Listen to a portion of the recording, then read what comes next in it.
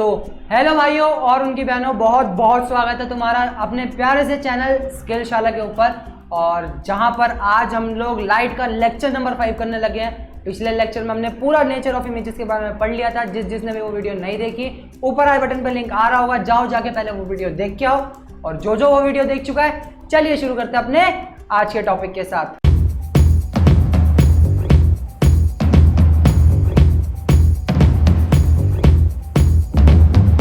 तो यार अपना आज का टॉपिक होने वाला है reflection of light through spherical mirrors.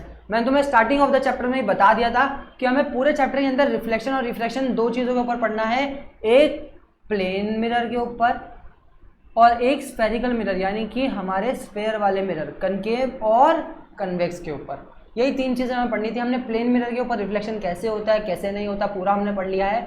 आज हम लोग स्टार्ट करने लगे हैं कि हमारे स्फेरिकल मिरर्स के ऊपर रिफ्लेक्शन कैसे होता है।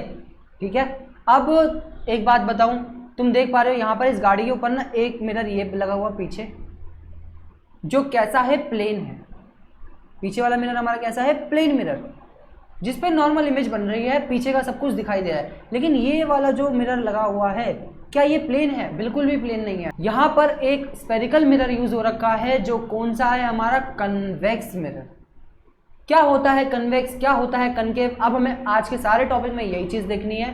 तो अपने इसी बात के साथ थोड़ा सा आगे बढ़ते हैं और तुम्हें शेप्स के बारे में समझाता हूँ। एक हमारे होता है प्लेन शेप, अब यहाँ पे कलर कर लेते हैं ब्लैक। ठीक है, एक होती है हमारे पास प्लेन शेप, एक ये जो डोम जैसी शेप है ना, जो ऐसे अंदर की केव की शेप बनती है, यही हमारी होती है कॉनकेव शेप। और जो इसके अपोजिट यानी कि थोड़ी बाहर की ओर उठी हुई होती है, ये होती है हमारी कन्वेक्स शेप। क्या बात क्लियर है? ये तीन तरह की होती है, लेकिन हमें इन तीनों को क्यों पढ़ना है? क्या लाइट हर जगह सेम नहीं रह सकती? बिल्कुल नहीं रह सकती। क्यों नहीं रह सकती? एक चीज ध्यान से सुनना। मान लो ये पहले यहाँ पे एक बेंच लगा हुआ प्लेन, मैं इसके ऊपर एक बॉल गिराता हूँ, तो बॉल क्या करेगी, वापसी जाएगी। क्या हुआ, बॉल आई, टकरा के बिल्कुल एज इट इज वापसी चली गई जैसे आई थी। यहां पर क्या हुआ, जैसी बॉल आई है, रुक जाओ, जैसी बॉल आई है बिल्कुल एज इट इज ही उसी रास्ते पे बॉल वापसी भी चली गई। तुम कहोगे बिल्कुल ठीक है, क्यों? क्योंकि इसकी शेप अलग है। इसकी शेप कैसी, प्लेन, कोई भी चीज गिरी, जैसी गिरी वापसी चली गई, है ना। सेम चीज अगर मैं कॉनकेव के अंदर देखना चाहूं, तो कॉनकेव के अंदर बॉल आई, लेकिन जा कैसे रही है, ऐसे। यहाँ पे कॉनकेव के अंदर बॉल आई, लेकिन क्या जैसे आई वैसे चली गई? नहीं, वो कैसे गई, वो गई कुछ ऐसी शेप की, है ना। यहां पर आई सीधी पर गई टेढ़ी, आई सीधी गई टेढ़ी। किस वजह से? क्यों? क्योंकि कॉनकेव की शेप थोड़ी सी अलग होती है। प्लेन और कॉनकेव की शेप में अंतर है।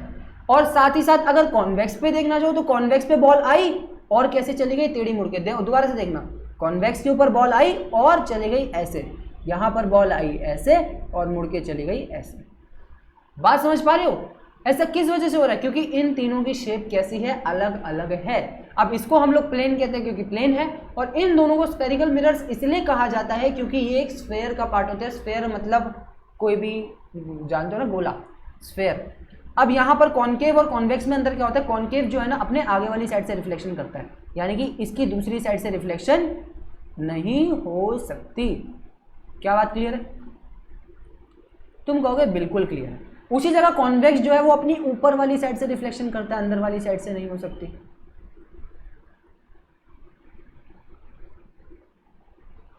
तो हमें सिर्फ यही चीज पढ़नी है कि लाइट रेज जब इस पे पड़ेंगी कॉनकेव या कॉन्वेक्स पे, तो उनका नेचर क्या होगा, उनका बिहेवियर क्या होगा। अब जब लाइट रे ही सेम बिहेव नहीं कर रही, तो यानी कि हमारी इमेज भी कुछ ना कुछ उल्टी सीधी ही बनेगी। एज इट इज प्लेन जैसी नहीं बन सकती, जैसे हमारी प्लेन मिरर पे बनती थी। क्या बात समझ में आ रही है? अब जैसे तुमने देखा कि अगर कोई पैरेलल रे मेरे प्लेन मिरर पे आ रही है, यानी कि कोई भी रे अगर नॉर्मल होकर मेरे प्लेन मिरर पे पड़ती है, ये तो थोड़े एंगल से पड़ गई, सीधी नहीं बन पा रही ना।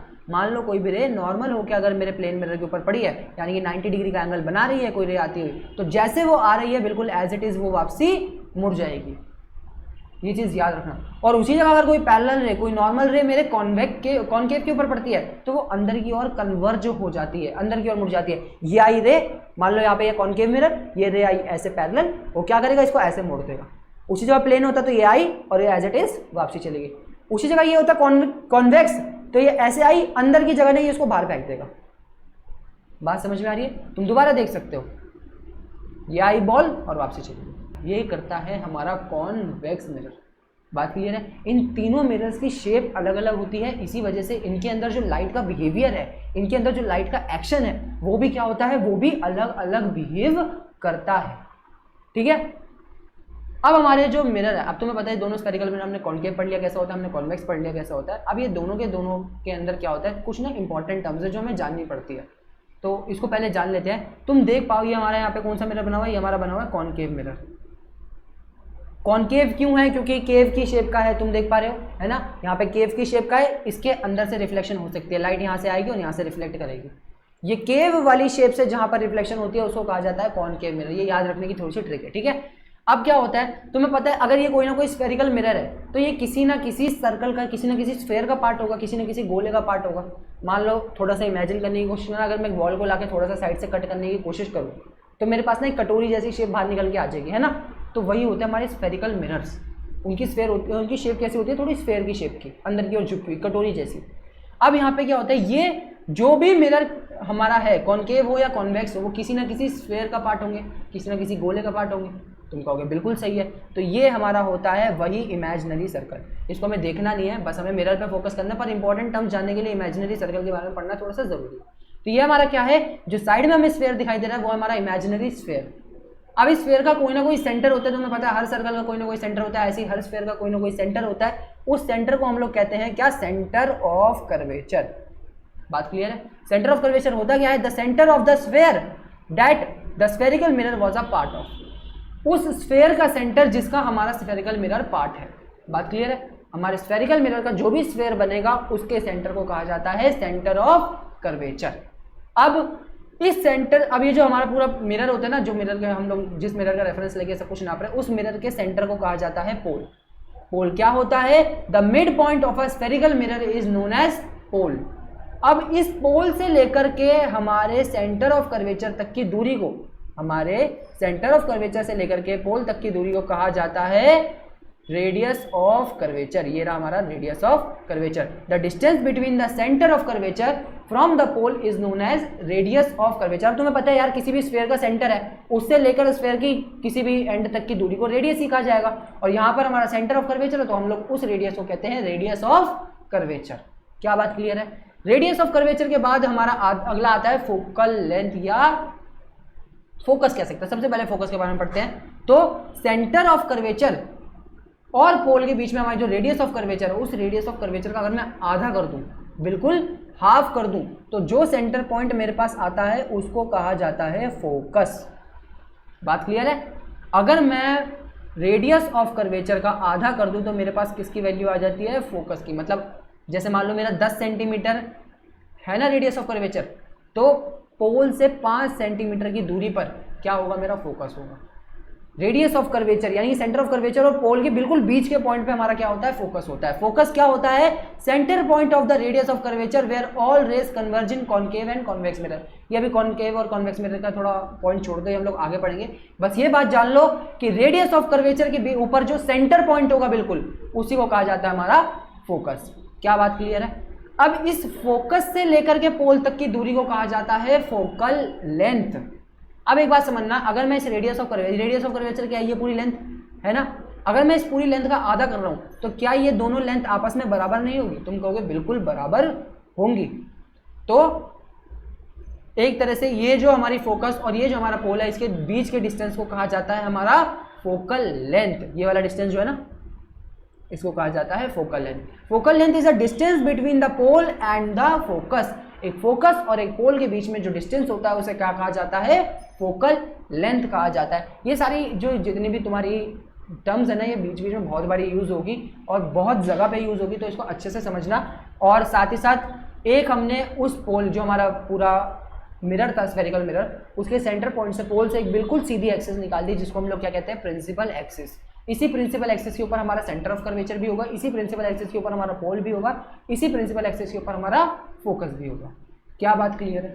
यहां पर होता क्या है, जिस भी स्फेयर का हमारा जो स्फेरिकल मिरर है पार्ट है, उसके सेंटर को कहा जाता है सेंटर ऑफ कर्वेचर। हमारे स्फेरिकल मिरर के सेंटर को कहा जाता है पोल। पोल से लेकर सेंटर ऑफ कर्वेचर तक की दूरी को कहा जाता है radius of curvature. Radius of curvature के मिड पॉइंट को कहा जाता है फोकस, और फोकस से पोल तक की दूरी को कहा जाता है फोकल लेंथ। और एक तरह से हम लोग रेडियस ऑफ कर्वेचर को ना ट्वाइस ऑफ फोकल लेंथ भी लिख सकते हैं। मतलब तुम्हें पता है फोकल लेंथ हमारे रेडियस ऑफ कर्वेचर की आधी है, तो एक तरह से रेडियस ऑफ कर्वेचर हमारा फोकल लेंथ का डबल होता है। अगर मैं 2 फोकल लेंथ को जोड़ दूंगा तो हमारा पूरा रेडियस ऑफ कर्वेचर आ जाएगा, क्योंकि फोकल लेंथ को बनाया रेडियस ऑफ कर्वेचर को आधा करके गया है ना। बहुत चीज़ सिंपल है और ये बहुत जगह पर यूज होनी है, सो ध्यान से पढ़ना। तुम इसका स्क्रीनशॉट ले सकते हो चाहो तो। क्लियर कर दूं? कर देते हैं, चलो क्लियर भी कर देते हैं यार। अब ले लो स्क्रीनशॉट, ये चीज़ याद रखना बस। f/2 इज ओ सॉरी गलत लिख दिया मैंने तो, r यार गलती हो जाती है, इंसान है हम लोग। r/2 is equals to f, ये वाला फॉर्मूला याद रखना। रेडियस ऑफ कर्वेचर जो है उसका आधा होती है हमारी फोकल लेंथ। उम्मीद है तुमने स्क्रीनशॉट ले लिया होगा। क्या है ना, मेरी कमर में दर्द है, मैं इतना झुक के रह नहीं सकता, आई एम सो सॉरी। अब ये तो चलो हो गया यार कनकेव की बात। कॉन्वेक्स के अंदर क्या होता है? कॉन्वेक्स के अंदर भी बिल्कुल सेम चीज़ें होती है, बस ये कॉन्वेक्स का सिस्टम क्या है, कॉन्वेक्स थोड़ा उल्टा होता है। कॉन्वेक्स ऐसा होता है, यानी कि इसका स्फीयर क्या हुआ इस साइड पे, उसका कैसा था, उसका था लेफ्ट साइड पे, इसका क्या है राइट साइड पे। राइट साइड पे इसका स्फीयर बनता है, इसका भी जो स्फीयर है उसको हमने ये मान लिया हमारा इमेजिनरी स्फीयर, और इस इमेजिनरी स्फीयर के सेंटर को कह दिया हमने centre of curvature. Centre of curvature से पोल तक की दूरी हमारी ये हो गई radius of curvature. Radius of curvature के हाफ हमारा आ गया फोकस। फोकस से लेकर के पोल तक की दूरी को हमने कह दिया फोकल लेंथ। ये यहाँ पे सब कुछ बात क्लियर है, बिल्कुल सेम टू सेम है, बस अंतर क्या है वो बनता है लेफ्ट पे, ये बनता है राइट पे, और कुछ भी नहीं है। उम्मीद है तुम्हें स्फेरिकल मिरर्स का पार्ट बहुत अच्छे से समझ में आया होगा। ये जो बॉल वाली चीज़ से समझाना ना, ये समझाना चाहता हूँ कि हमें पढ़ना ही क्यों है। हमें पढ़ना इसीलिए है क्योंकि जो लाइट रे है वो प्लेन के ऊपर, कॉनकेव के ऊपर और कॉन्वेक्स के ऊपर एक तरह से बिहेव नहीं करती जैसे उस बॉल ने किया। उस बॉल को अगर मैं तीनों अलग अलग सरफेसेस के ऊपर मारूंगा तो उसका एक्शन कुछ अलग होगा। क्यों? क्योंकि वहां पे उनकी शेप्स अलग है। ऐसे ही अगर मैं एक लाइट रे को प्लेन, कॉनकेव और कॉन्वेक्स मिरर के ऊपर मारूंगा तो उसका भी जो मूव होने की डायरेक्शन है वो अलग अलग होगी। क्यों? क्योंकि उन तीनों मिरर्स की शेप अलग अलग है। वो लॉ ऑफ रिफ्लेक्शन को तो हर जगह फॉलो करेंगी, angle of incidence is equal to angle of reflection, पर उसका जो क्या कहते हैं घूमने की डायरेक्शन है वो हमेशा अलग हो जाती है। क्या बात क्लियर है? अब इसी बात के साथ हमारी आज की वीडियो तो यार इतनी थी, मैं तुम्हें समझाना चाहता था। अब कल हम लोग पढ़ेंगे कन्वर्जिंग और डाइवर्जिंग एक्शंस। मतलब अब हमें पढ़ना है कि अगर अब तुम्हें पता है कि यार प्लेन मिरर के ऊपर तो यार किसी भी एंगल पे लाइट रे फेंक लो, वो जिस एंगल पे आ रही है उस एंगल के ऊपर मुड़ के चली जाती है। लेकिन अगर यहाँ पर कॉनकेव और कॉन्वेक्स की शेप थोड़ी अलग अलग है तो यहाँ पर इनका सिस्टम कैसे होगा कि कोई लाइट रे आ गई तो कैसे जाएगी, कैसे नहीं जाएगी। तो ये सारी इंपॉर्टेंट रेज हमें पढ़नी है। ये कॉनकेव और कॉन्वेक्स के अंदर अलग क्या है, ये ऐसा क्या अलग करते हैं जो इसको प्लेन मिरर से अलग बनाता है, ये सब हमें आगे की वीडियो में पढ़ना है। आज की वीडियो में तुम हमसे यहाँ तक पढ़ने के लिए आए, बहुत बहुत शुक्रिया, उसके लिए बहुत बड़े वाला थैंक यू। ये लेके जाओ तीर मेरे दिल के साथ। और जिस भी बच्चे को मैथ्स की वीडियो देखनी हो वो नीचे जाओ, स्किल चाला के चैनल को विजिट करो। शिवम भाई बहुत अच्छी अच्छी मैथ्स की वीडियोस डाल रहा है, ऐसे ही पढ़ते रहो, आग लगाते रहो। तब तक के लिए बाय बाय।